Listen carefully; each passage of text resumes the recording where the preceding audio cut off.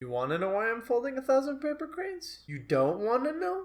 Then why'd you click on the video? I kid. Now why would I, an 18-year-old in Utah with no job, no problems, and a well-off family, want to fold 1,000 paper cranes? The true reason is I want to prove a point. Anyone could say that something is theoretically possible, but there's always that pinch of doubt until someone actually proves it can be done by doing it. I once had an idea like that halfway through my senior year of school. This idea went from a funny thought to an interesting idea to a plan of action. I felt so inclined to prove this little point of mine that I decided, like the absolute mad lad I am, to actually go out and fold 1,000 paper cranes just to prove a point. Seeing as I haven't actually finished folding my 1,000 paper cranes, my point hasn't actually been fully made. And what point would my message have if it was only half stated? It would die as quickly as the idea was thought. So I figured I might as well talk about some backstory to all this as an introduction to this story that will soon end. 5th grade, I was a strange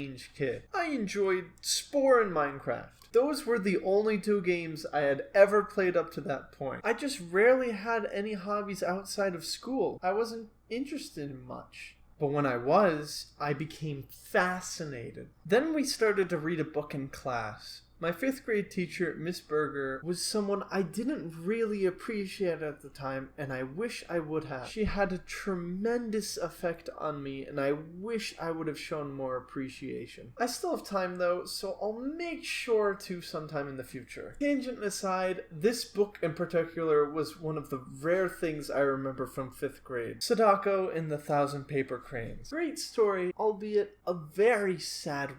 I loved it. To continue the theme of the story, we started folding paper cranes in class. I rarely got into class activities because I wasn't academically competitive, at least at the time. This was an exception though. I loved folding paper cranes. Even after our class had folded 1,000 paper cranes, I got really into origami. Sophomore year, I started to find other things to do in class because as long as it wasn't a phone, it was fair game. So I started folding paper cranes again. I made many paper cranes, but never really had an idea of trying to fold 1,000. Not until now.